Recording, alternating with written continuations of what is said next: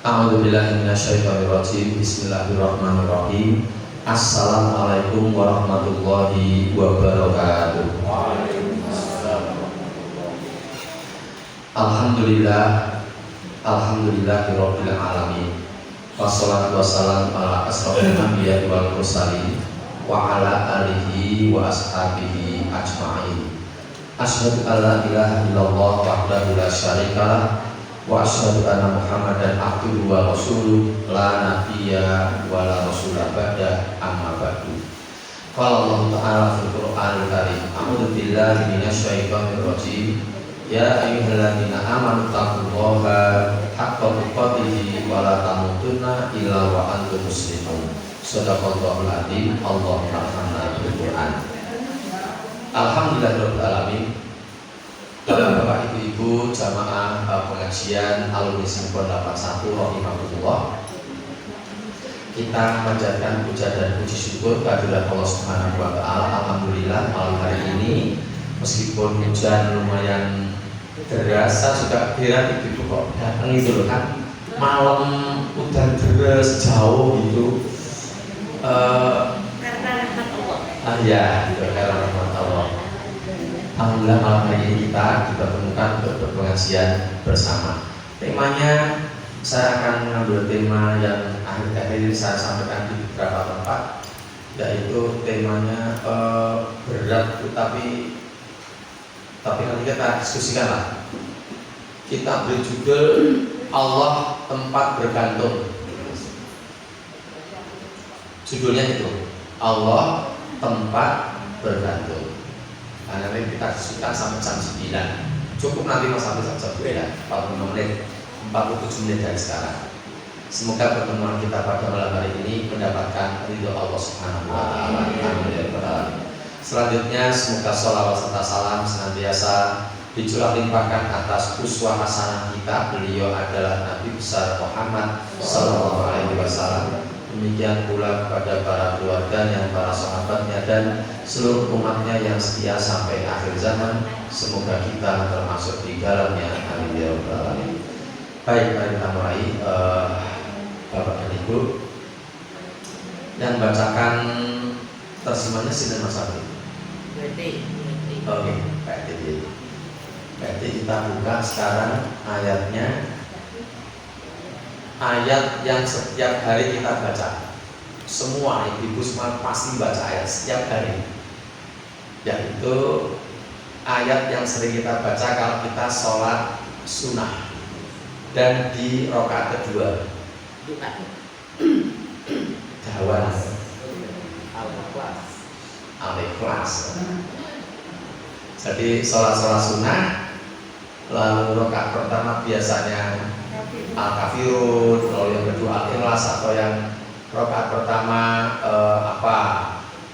Al-Fil, terus yang kedua Quraisy atau semacam itulah. Nah ternyata di surat Al-Ikhlas ayat 1 dan 2 itu memuat pesan yang sangat penting banget. Saya bacakan ayatnya. A'udzu billahi minasyaitonir rajim. Bismillahirrahmanirrahim. Ayat 1. Qul huwallahu ahad. Ayat 2. Allahus samad. Pun terjemahkan dulu. Katakanlah Muhammad dialah Allah yang Maha Esa. Stop dulu. Allah itu Esa. Itu terjemahnya betul, tidak salah. Jadi kalau sampai Allah itu dikerjasamakan dengan yang lain, berarti tidak mengesahkan Allah. Allah disekutukan dengan yang lain, berarti orang itu melanggar ayat itu.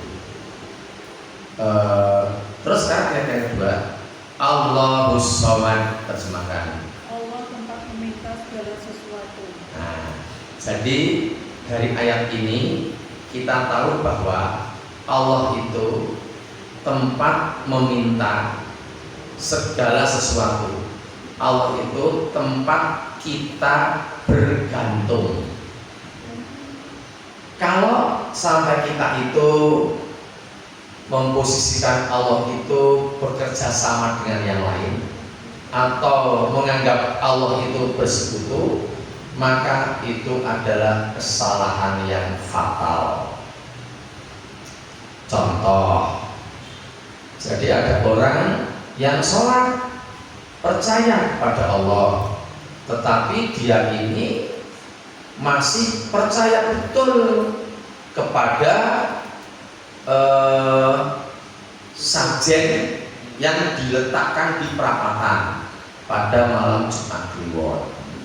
Nah, semacam itu berarti orang ini tidak qul huwallahu ahad dan tidak Allahu somad. Tetapi yang somad itu tidak hanya Allah, tetapi Allah dan sajen tadi itu. Nah, ternyata kalau ada orang yang semacam itu masuk wilayah syirik. Lewat pengajian kita malam ini, hari Senin tanggal 20 Januari 2025, Rumah Makan 33, Jalan Muhammad Yamin, Solo. Ya, monggo kita itu jangan masuk wilayah syirik. Yang seperti ini syirik yang semacam ini.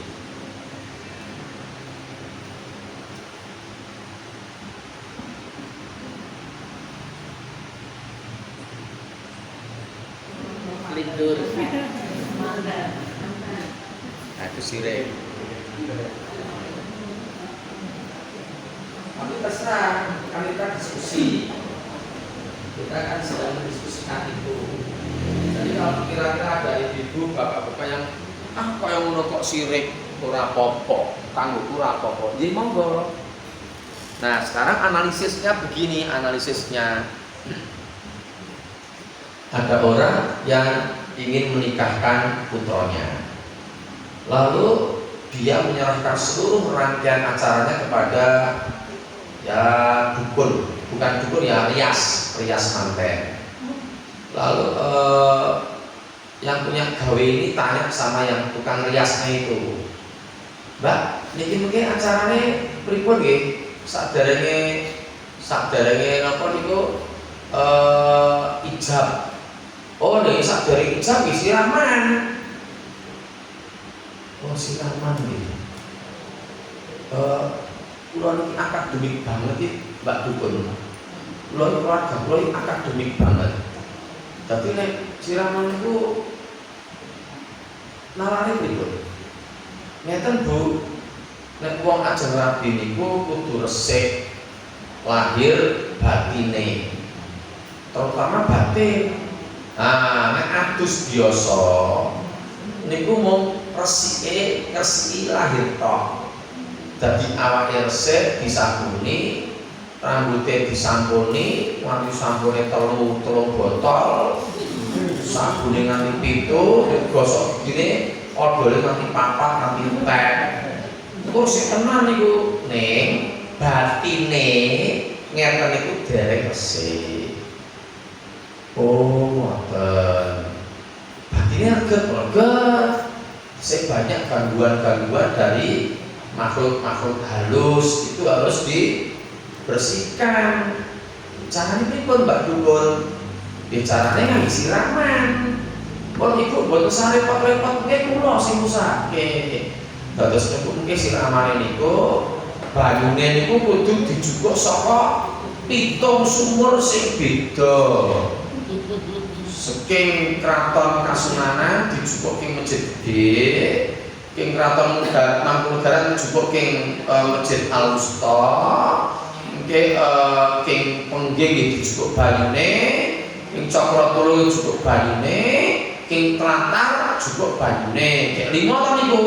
Nah, sing nomor 6 niku mungkin dijupuke king sumure mantene lanang. sing ngerti tuh jukuke terus sumure omahe manten wedok yo dicampur bali niku.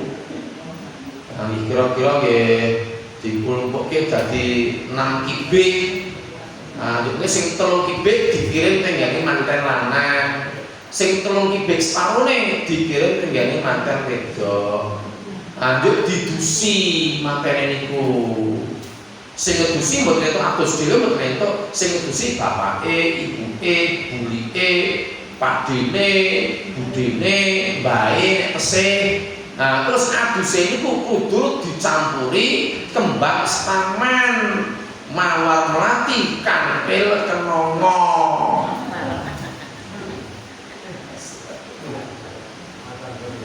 Nah, niku mungkin resik batine ngoten niku. Oh, ngoten nggih. Wah, kula kok rada ora cocok. Lah, mboten apa-apa, mboten cocok, mboten apa-apa sing ingkang kagungan kersa jenengan kok. Mboten apa-apa. Nek mboten nggih mboten apa-apa, kula malah penak. Mboten repot-repot golek banyune, mboten nukoki kembange, malah penak kula niku. Nek nggih wau niku kula pun memberikan solusi alternatif sing langkung sae tumrape putra jenengan kalih mantu jenengan. Kan Bu, niku mungkin pun bar panggih niku njuk ngangge slindur, nggih jangan cocok meleh. Ngeten kok ben cocok pun slindur niku. Kang ngeten, kampung kalih putri didadekke setunggal ngeten. Niku karepe sing manteni lanang kalih manten wedok niku ben ora congkrah, ora padu, ora pegatan. Nek ngeten iki berarti mlaku bareng kaya mimi lan min tuna. Tekan kaken-kaken ninen-ninen. Boten pegatan. Oh, ngoten nggih. Wah, nek kula mboten nganggo ngoten pripun? Mboten nganggo ngoten mboten apa-apa. Iki asung Jawa kok. Mboten apa-apa. Ning kula mboten tanggung mungkin enten apa-apa. Istrinya ini ngomong sama suaminya, Pak, ini wong lanang kok komentar lho, mungkin mau menang, wah, komen lho, lo tak komen, Mbak, ngoten niku napa, mboten sirik ya, sirik sithik, paling mboten napa-napa. Bagi saya, Bapak dan Ibu, selindul itu juga termasuk sirik. Terus datang ke kuburan, ini nisannya Mas Adi, ini mejanya kuburannya, yuk nisannya diciumi.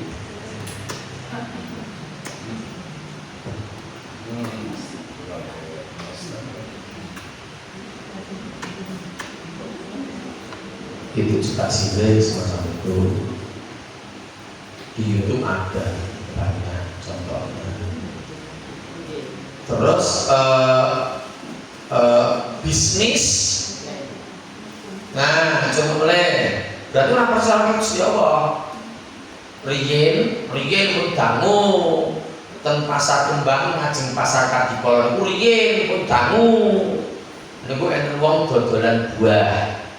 Yang cedak bak sampah ngarep gedung manten Cokro Soekarno ning riyen. Lah kula nggih lengganan niku pun ngantos kaya dadi lengganan niku. Suatu ketika beli buah. Terus jujurnya tidak ada uangnya besar. Terus ngambil yang dilaci wadah uang itu.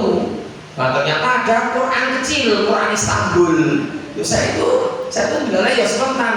Ya Allah Mbak, subhanallah, hebat. Wah, mau coba Quran terus dia, ya Allah. Quran itu sebenarnya iki orang ini iso maca. Quran Istanbul. Mbak nunggu apa to? Pak Ustaz iki menyek. Dari kenapa to? Tuyule ra nyolong. Nah, gitu berarti dia percaya sama Quran Istanbul itu dalam menjaga loker, dalam menjaga tempat uang. Itu bisa masuk wilayah sendiri. Gitu loh Ibu. Nah sekarang untuk hadisnya tadi kan Tadi yang kotak pertama kan kul huwallahu ahad Allahu samad. Sekarang hadisnya gini, saya bacakan. Nanti kalau ibu-ibu bapak-bapak penasaran, bisa melihat kitab Riyadhus Shalihin. Babnya bab ke-51. Judulnya berharap kepada Allah. Lalu hadisnya hadis yang nomor 3 dalam bab itu. Sekarang saya bacakan teks Arabnya sekalian terjemahannya. Sebenarnya teks Arabnya tidak begitu sulit ini. Ya tidak sulit banget. Oke ya. Apalagi untuk lulusan simpon kan tidak begitu sulit ini. Oke, saya bacakan ya sekarang teks Arabnya. Wa an Jabirin radhiyallahu anhu qala jaa a'rabiyun ilan nabiyyi sallallahu alaihi wasallam faqala ya Rasulullah ma al mujibatani qala man mata la yusriku billahi syai'an dakhalal jannah wa man mata yusriku bihi syai'an dakhalan nar rawahu Muslim. Gampang toh Arabnya? Saya ulangi. Wa an Jabirin radhiyallahu anhu qala jaa a'rabiyun ilan nabiyyi sallallahu alaihi wasallam faqala ya Rasulullah ma al mujibatani qala man mata la yusriku billahi syai'an dakhalal jannah wa man mata yusriku bihi syai'an dakhalan nar rawahu Muslim. Sekarang artinya dari Jabir radhiyallahu anhu, ia berkata, seorang Badui datang kepada Nabi sallallahu alaihi wasallam dan bertanya, wahai Rasulullah, apakah dua hal yang sudah pasti itu? Beliau Rasulullah menjawab, satu, siapa saja meninggal dunia sedangkan ia tidak menyekutukan Allah dengan sesuatu, maka ia masuk surga. Dan dua, siapa saja yang meninggal dunia sedangkan ia menyekutukan Allah dengan sesuatu, maka ia masuk neraka. Hadis riwayat Muslim. Hadis ini jelas sekali, cepat sekali. Jadi kalau ada yang musyrik menurut hadis ini, maksudnya neraka. Dan ada orang yang tidak mempersekutukan Allah, nah dia insya Allah akan mendapatkan surga Allah. Dalilnya ini. Ayat-ayatnya banyak sekali nanti setelah ini. Nah, jadi hadisnya jelas, nanti ayatnya jelas. Kalau sampai syirik berarti tidak qul huwallahu ahad, tapi mungkin qul huwa Allah isnain, atau qul huwallahu ahad, atau robek, atau gimana, atau khomis, atau gimana. Nek ahad berarti satu, nek satu tidak ada sekutu. Kalau mempersekutukan dakhalana. Monggo Bapak Ibu, kita ini akan meninggal sebelum tahun 2070. Kita ini hampir pasti. Kalau Pak Apri ya masih lama lah, tapi ya sama tetap tidak sampai 2070. Karena sekarang 2025, kalau sampai 2070 itu masih ada 45 tahun lagi. Nah, untuk ibu bapak-bapak ini tambah 45 itu sudah 100 lebih. Pak Simudri berapa ya? Sudah kelihatan sepuh nggak Pak Simudri? Kita tuh sampai 81 jauh dan bagus sama satu ini. Ya dia merasa kanak-kanak komposisi itu. Kalau sampai meninggal dan mempersekutukan Allah, seperti itu. Di tempat kita masih banyak sekali yang kuri-kuri, dilestarikan. Ya bagi saya ini direkam ya, ini direkam dong. Tapi kalau dianalisis, kita analisis ya. Sekarang kalau ada orang yang ikut memperebutkan kotorannya kerbau, jadi itu kerbaunya itu diarak keliling dengan rute tertentu. Terus orang-orang itu sampai percaya, datangnya dari jauh-jauh. Ada dari pucuk kidul Wonogiri sana, Pracimantoro sana. Dan ya Allah, berangkatnya ke Solo itu drama jalan kaki, nggak pakai alas kaki. Berangkatnya dari Pracio bar subuh, mangkat luhur rentuk kirape telat. Bar subuh berangkat sampai sini mungkin ya malam, istirahat dulu di masjid gede.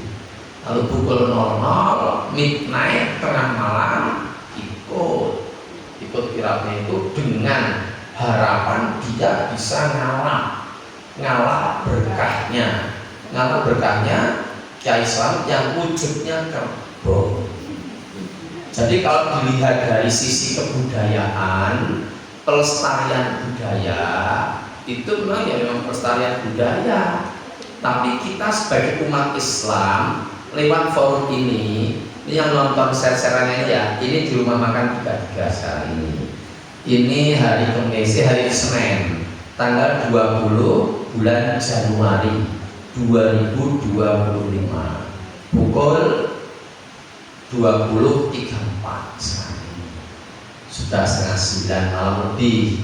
Nah, saya sampaikan menurut analisis saya ya, kalau sampai ada orang yang mengeluh-elukan, memperebutkan kotorannya kerbau dengan meyakini bahwa mereka akan mendapatkan kemaslahatan, akan mendapatkan ketenangan hidup, akan mendapatkan lancarnya bisnis, and so on. Bagi saya itu masuk wilayah syirik.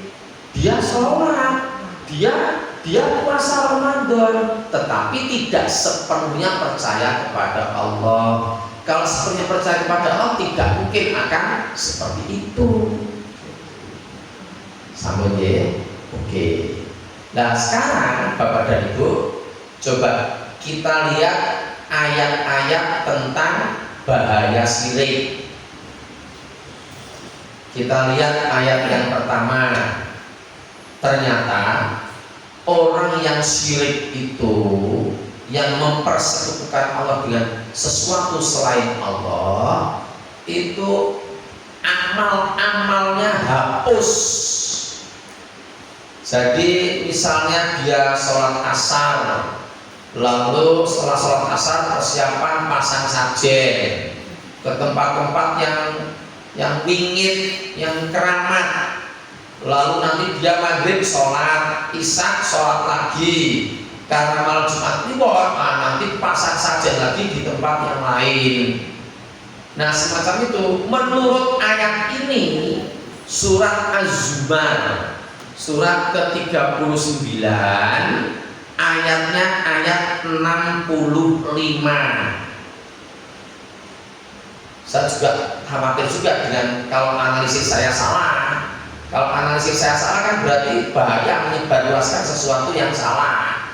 Makanya kalau analisis salah, analisis saya salah, ini bapak-bapak dari ibu saya mohon untuk bisa mendiskusikannya.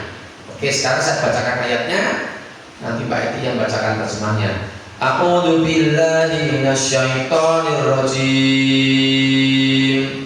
Walaqad uhiya ilaika wa ilal ladina min qablika la in asrakta la yahbatanna amaluka wala takunanna minal khasirin.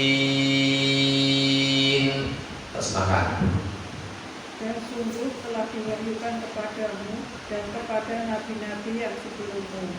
Sungguh jika engkau menyekutukan Allah, niscaya akan hapuslah amalmu dan tentulah engkau termasuk orang yang rugi. Nah itu. Jadi kalau mau mempersekutukan Allah, niscaya hapuslah amal-amalmu.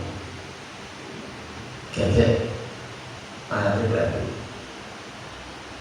Ini ayat baru kok dari kitabu lawai bafi dari mutaki. Benar berarti. Benar berarti tonggoku, koncoku, wah, berarti amalnya harus kabeh. Mas, lo tak kemarin matur mas, ini apa mas? Jangan pokoknya saat ini buat usaha nanu kok sih kok dulu ambil bisnis buat ake percaya nggak ake nggak orang buat ake nggak percaya diri gitu jangan gitu mas ngapa gitu cobi dengan pas bisnis nek kerja memang bisnis toh transaksi negosiasi kalian interaksi dengan rasa ake ben asli natural. Wah lo berwangi mas. Wah buat peti berwangi bro. Sampai keluar dengan lagi itu terbukti berulang-ulang. Itu sih untuk kerja bro. Di sore itu atau di sore itu sih untuk bro. Masa itu kembalinya sampai berapa lama? Sih untuk bro. Tapi akhirnya gimana? Jimat, mulai keluar atau ngedusi anak keluar mas. Ini nek jimat keluar sih ngedusi. Ngedusi anak keluar gitu kan, kalau biar ini nek ngedusi jimat.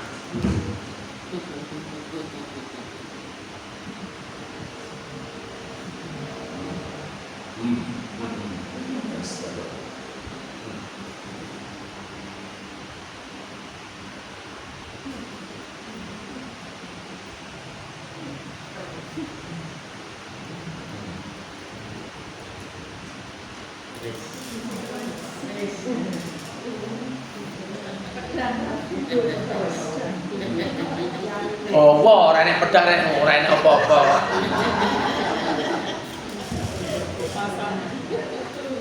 Yo ini kena jamasan.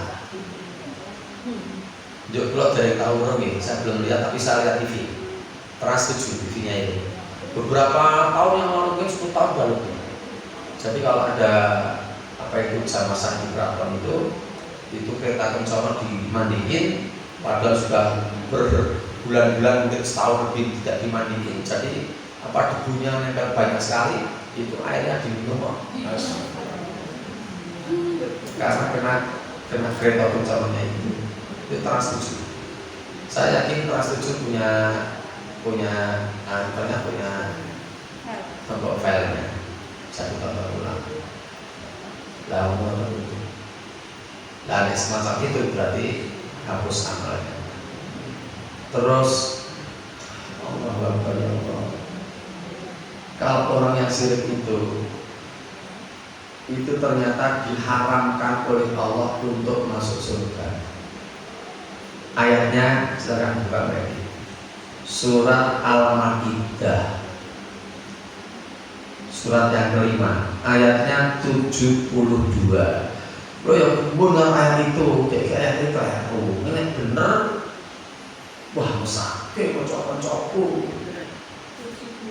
72.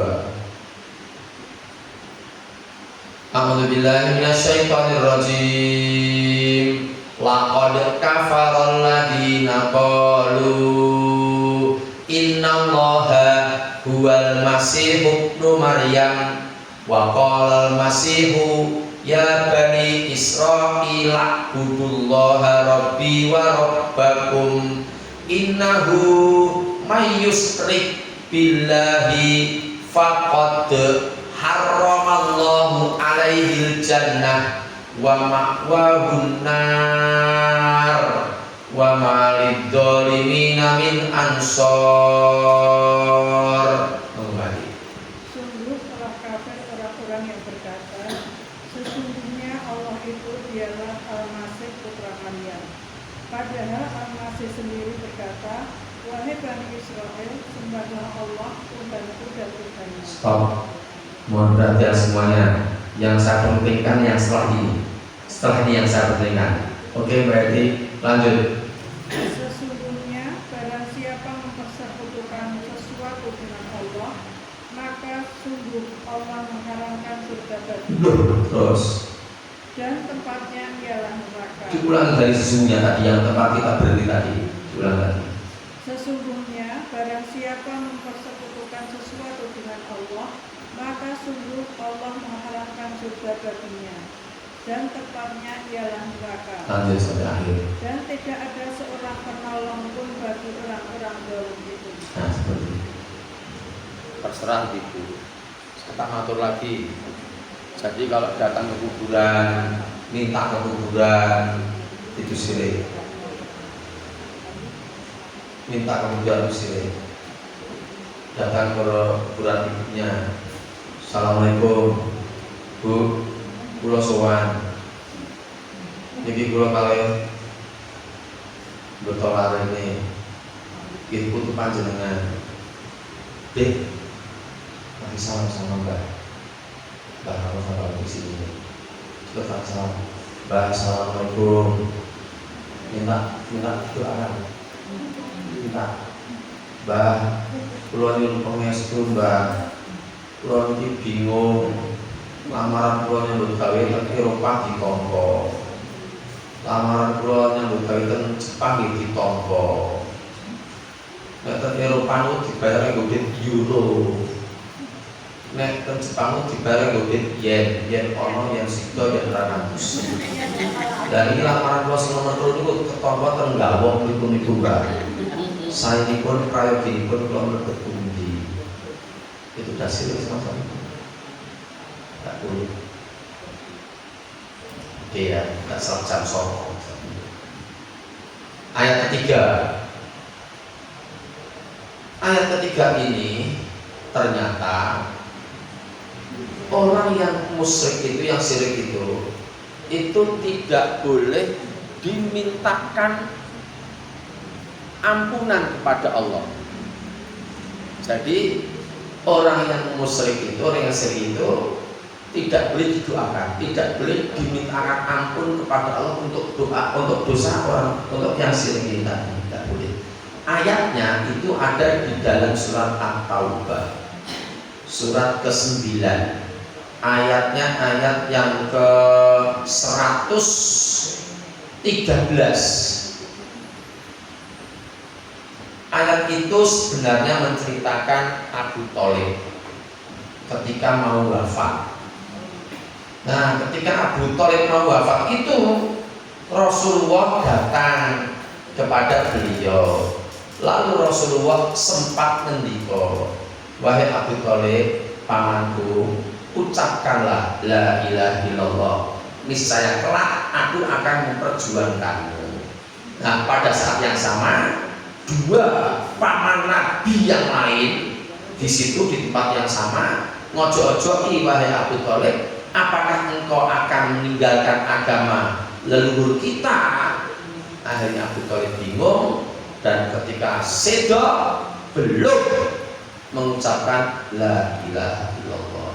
Lalu Nabi sedih sekali, menangis, memintakan ampun kepada Allah. Ternyata ditepis oleh ayat ini. A'udzu billahi minasyaitonir rajim. Makana lin nabiyyi walladzina amanu ayastaghfiru lil musyrikina walau kanu uli qurba min ba'di ma tabayyana lahum annahum ashabul jahim. Terjemahkan.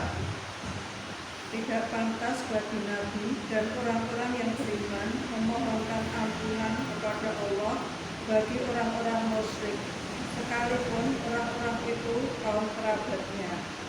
Setelah jelas bagi mereka bahwa orang-orang musyrik itu penghuni neraka jahanam. Nah, seperti itu. Jadi orang musyrik itu penghuni neraka jahanam. Itu kalau ada yang ngasal Quran tidak HP, itu ada catatan kakinya, tapi tidak ada yang ngasal, ya sudah. Ada yang ngasal Quran yang tidak HP, ada catatan kaki dan penting. Nah, terus yang berikutnya, ternyata selain satu orang syirik itu wis orang itu amalnya hapus, dua dinas oleh Allah itu neraka, tiga tidak boleh didoakan kalau meninggal. Yang keempat itu ternyata orang musyrik itu raih umroh, tidak dimungkinkan untuk melakukan umroh dan haji. Tidak mungkin karena ayat sebagai berikut. Suratnya surat At-Taubah lagi, berarti ayatnya ayat 28. Tapi kan HP tidak ada catatan kakinya. Kalau yang Quran Mushaf, kalau yang bentuk buku ada catatan kakinya, penting jadi. Dan sini so, betul. Bundi. Oh, terlalu. Oh, oke. Kau biasa orang memahami. Nah, entas banget berarti. Lah, apa yang tadi? Coba ya. Jadi orang yang musyrik itu tidak boleh umroh, tidak boleh haji, tidak mungkin. Tidak salah kita tidak mungkin. Surat At-Taubah ayat 28. Saya bacakan teksnya. A'udzubillahi minasyaitonirrajim. Ya ayyuhalladzina amanu innamal musyrikuna najasun fala yaqrabul masjidal harama ba'da amihim hada. Terjemahkan sampai situ aja. Wahai orang-orang yang beriman, sesungguhnya orang-orang musyrik itu najis atau kotor jiwa. Karena itu janganlah mereka mendekati Masjidil Haram setelah tahun ini. Loh, oleh karena itu diulang, baik. Oleh karena itu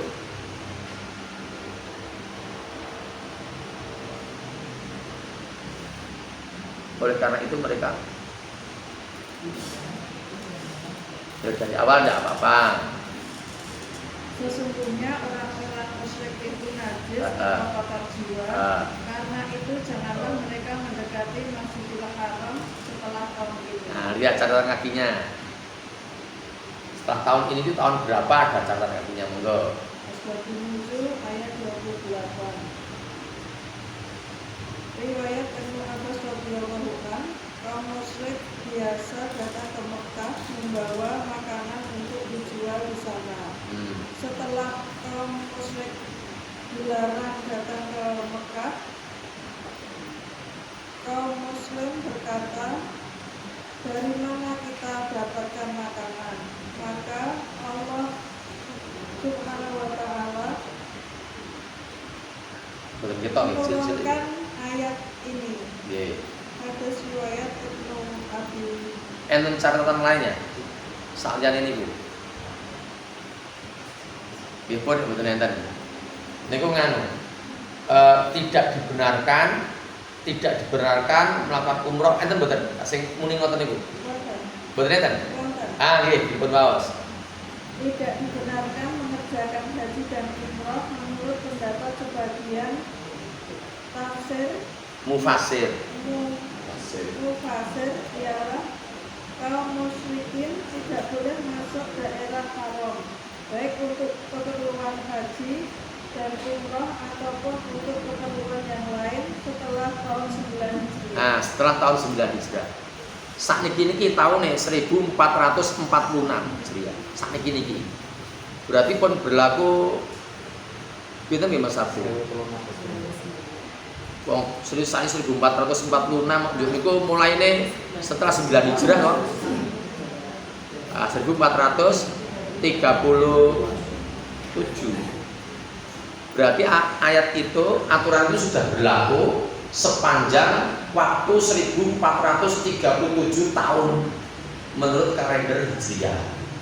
Jadi wong sirik, wong musyrik mboten asal umrah, mboten asal haji. Asline lho. Ini kan mboten enten. Medun pesawat dicek. Medun pesawat dicek. Wah sirik iki, mboten enten. Terus dicek meneh iki. Oh berarti ki orang musyrik, gak kena masuk. Mulai 50 menit. Bagi musyrik meneh kan belum ada alat seperti itu. Terus larangannya itu gimana? Ya? Terus ada larangan itu terus gimana? Ya yang tahu dirinya sendiri, Pak. Berarti kalau orangnya itu tahu dan dia biasa melaksanakan syirik, ya berarti otomatis ra ketompo. Eman-eman duwike, eman-eman wektune. Nah kalau munggah kaji barang mulih munggah kaji kok mulai nggo oleh-oleh watu. Oleh-oleh kudune ya sing wajar normal nggih. Kurma, air zam-zam, coklat, kok watune cilik-cilik watu gadah tas, kayak jupuke barang.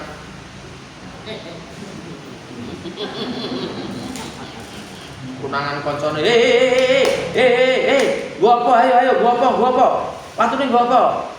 Orang gua apa, ora mungkin orang gua apa, oleh-oleh, watu oleh-oleh, ya kurma, air zam-zam oleh-oleh, watu yang gue jimat ta, bareng watu terus dibungkus karo mori ta, tak boleh. Dan ternyata ada banyak seperti itu. Ayatnya seperti itu kan tidak boleh. Saking murkanya Allah itu, orang yang syirik itu terakhir orang itu rabi sama orang beriman. Jadi orang beriman itu tidak boleh rabi sama orang musyrik itu tidak boleh. Dalilnya Al-Baqarah ayat 221. Sekarang ini banyak sekali yang malah dengan non muslim menikah beriman dengan menikahnya dengan non muslim, tidak boleh. Syirik saja tidak boleh. A'udzubillahi minasyaitonir rajim. Wala tankihul musyrikati hatta yu'minna wala amatum mu'minatun khairum min musyrikati walau a'jabatkum wala tunkihul musyrikina hatta yu'minu wala abdum mu'minun khairum min musyriki walau a'jabakum ulaika yad'una ilan nar wallahu yad'u ilal jannati wal maghfirati bi'idnih wa yubayyinu ayatihi linnas la'allahum yatadakkarun. Terjemahkan. Dan janganlah kamu nikahi perempuan musyrik sebelum mereka beriman. Terus. Sungguh hamba sahaya perempuan yang beriman lebih baik daripada perempuan musyrik, meskipun dia menarik hati. Top dulu tak selo. Itu laki-lakinya beriman, perempuannya musyrik. Tidak boleh kok. Bahkan dalam ayat itu dikatakan, nek ada budak, ada hamba sahaya, budak wanita yang beriman, budak klambine elek, kulite lecet-lecet nyambut gawe, pun serba lusuh, klambine lusuh, apa-apane elek kabeh, awake ora apik, nyambut gawene diforsir sama juragane, ora kei maem, ora kei pun repot. Nah, menurut ayat tadi itu hamba sahaya, budak hamba sahaya wanita itu lebih baik daripada wanita musyrik. sekalipun wah Mas Sapri wah menarik hatimu. Lanjut. Dan janganlah kamu ikatkan orang laki-laki musyrik dengan perempuan yang beriman sebelum mereka beriman. Sungguh hamba sahaya laki-laki yang beriman lebih baik daripada laki-laki musyrik. Stop. Dan ini wali aneh. Sing laki-laki musyrik, sing perempuan beriman, ini mboten angsal.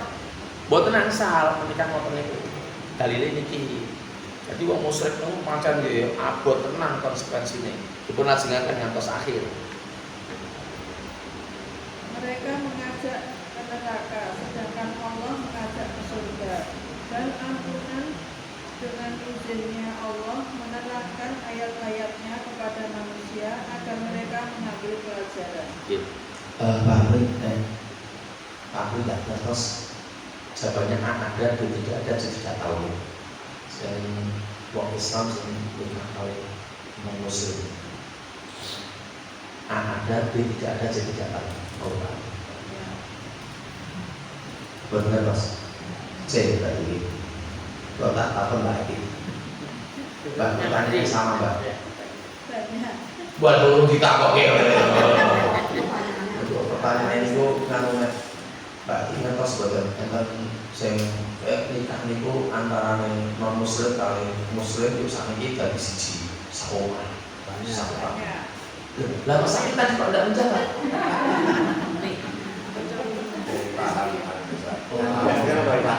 Ya, Pertanyaannya Pak. banyak ya. Itu menyanyi. Nikahnya pakai catatan suku. Oh, terus Menyanyi. ini dikenal. Beliau juga kenal dengan wajahnya. Teman sekolah. Agak kepo saya yang muslim yang laki-laki Yang putri. pakai jilbab enggak ya? Ya. Kakunya non muslim ya. Mohon maaf saya tanya Kak. Terus putranya yang barat semester usia berapa? Oh, ini kita ke yang kedua. Enggak, belum tidak mempunyai. Oh, tidak punya. Jadi suami suami yang dulu sekarang. ada. Itu kalau melakukan hubungan kan berarti zina.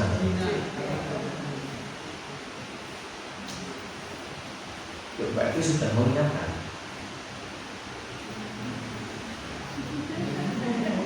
Karena kan dulu nggak tahu ya sudah menikah itu kalau laki-lakinya non muslim.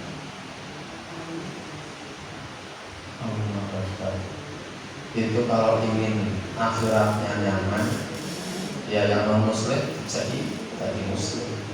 Iya. Nah umpamanya sing non muslim jadi muslim kok ora gelem, wah itu di akhiratnya nanti repot. Ayatnya Al-Baqarah 221. Ini pun intinya seperti itu pasal 9. Dan Ya betul. ada pertanyaan dari salah satu teman kita yang donasi. Dia itu mau tanya yang dimaksud dengan haram kaitannya kan ada Masjidil Haram. Oh ya, oke. Ada bulan Rajab juga bulan haram. Oke. Juga tapi ada makna haram. Jadi ada beberapa arti ya. Ya. Oke. Gini, jadi di Arab itu ada haromain. Haromain itu berarti tanah haram dua, satunya di Mekah, satunya di Madinah. Yaitu nanti kalau bapak dan ibu cermat, kalau kesana punya TL yang pintar, cari TL yang pintar, tour leader yang pintar, bodoh, kita saya yang pintar. Yang pintar nanti terus ditunjuk-tunjukin, bapak-bapak, awas ya, kita mau masuk wilayah haram loh ya. Hati-hati, di sini berlaku aturan-aturan khusus yang tidak berlaku di tanah luar haram. Itu nanti ada batasan, ada batasnya. Nah, yang batas itu ya Nabi dari dulu. Ini masuk batasan wilayah haram, yang ini belum. Nah, yang sudah di wilayah haram itu nanti tidak boleh rafat, tidak boleh fusuk, tidak boleh jidal. Rafat itu apa meneh? Kalau dalam beribadah umrah, haji itu tidak boleh ngeres rafat, pikiran ke arah seksual. Terus jidal, padu belut, fusuk, ya fasik, fusuk. Jadi dan berlaku aturan-aturan yang lain, misalnya tidak boleh membunuh hewan, tidak boleh mencabut rumput, tidak boleh seperti itu. Itu di wilayah haram. Seperti itu, makanya dinamakan haram itu bukan haram dosa, bukan itu. Jadi haramnya itu haram, aturan-aturan tertentu sudah diberlakukan yang aturan itu tidak diberlakukan di wilayah lain. Di Madinah juga seperti itu, di Mekah juga seperti itu.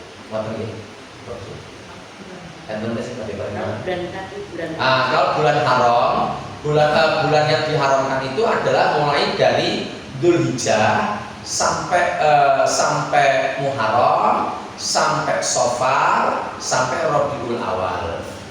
Itu dulu ayatnya kita bisa lihat, suratnya surat Al-Baqarah, ayatnya ayat lupa.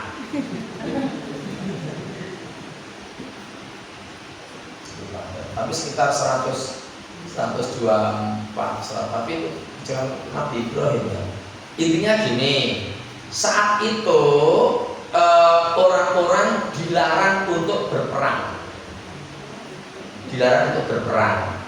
Nek perang di luar bulan-bulan itu, gitu. Nah, jadi bulan-bulan haram untuk berperang. Jadi kan dari dulu sampai tidak boleh perang pada bulan-bulan itu, tidak boleh. Dzulhijjah, Muharram, Safar sama Rabiul Awal. Sambut cekap, enten bagi paremonan tidak boleh.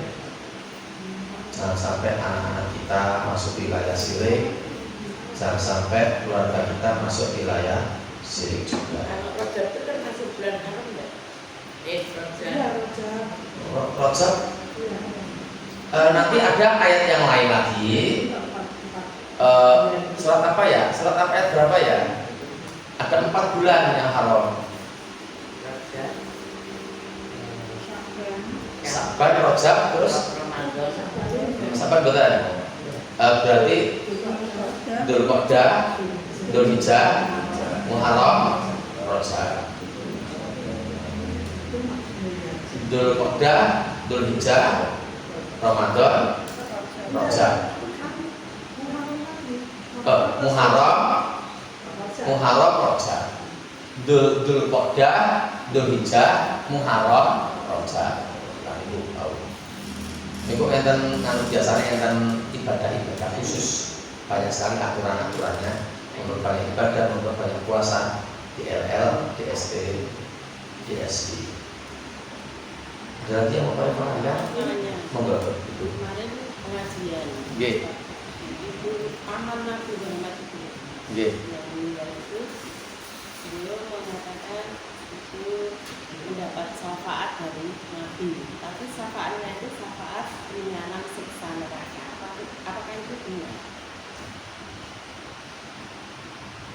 Syafaat mendapatkan Kirang atas blok betul mantun nabrak ayat ini wau. Nek ayat wau niku Abu Thalib itu dinyatakan syirik. Terus Abu Thalib itu dalam ayat itu syirik itu dinyatakan tempatnya di neraka jahanam. Jadi mendapatkan keringanan di Allah Ta'ala bisawab di nek paling total lahir gitu sakit keluar dulu. seringan-ringannya. Ya mungkin lah, saya nggak tahu. Tapi dalilnya harus ada lah. Harusnya kapan-kapan kalau ada yang bisa mencarikan lebih baik, sehingga kita tidak bergambiang-gambiang meneliti. Ini ayat iwan itu siapapun bisa membuka. Terus yang meninggal tanpa pasti Abu Thalib di ayat At-Taubah 113 pasti yang dimaksud artikel itu. Tadi itu ada catatan kakinya itu. Atau nih, ada yang lain. Ada pernikahan sudah lama sudah tua. Pernikahannya dulu dan sekarang orangnya pun ya perempuan itu sudah gaji. Terus suaminya itu Islam kejawen ya istilahnya. Dia melakukan maksiat tapi diajak umrah sama haji itu bagaimana? Diajak umrah sama bukaji tadi itu bagaimana? Maksiatipun menapa, Bu? Ya minuman keras terus tapi kan itu Islam kejawen itu kan termasuknya juga syirik kan? Sholat mboten. Kalau sholatnya saya tidak tahu tapi kok pernah diajak umroh itu gimana? Ya, nek ayatnya wau niku nek sing sirik, nek betul-betul dia itu memang menunjukkan kesirikannya dan orang-orang tahu menyaksikan kesirikannya dia, nggih. Ayatnya mboten saged umroh. Tapi awake tekan kono ning amale ora dienggo. Mboten kagem. Ya sate ngoten niku. Ngoten nggih. Demikian Bapak dan Ibu kajian kita malam hari ini. Semoga ada hikmah dan manfaat yang bisa kita ambil. Saya dalam menyampaikan materi ini ada hilang, ada salah dan kurang betul-betul. Mohon maaf yang sebesar-besarnya. Saya kembalikan kepada Pak Amri untuk melanjutkan acara dan menutup acara. Dari saya cukup. Aku berkali hada astagfirullah wabarakatuh. Bila taufiq wal hidayah. Assalamualaikum warahmatullahi wabarakatuh. Waalaikumsalam.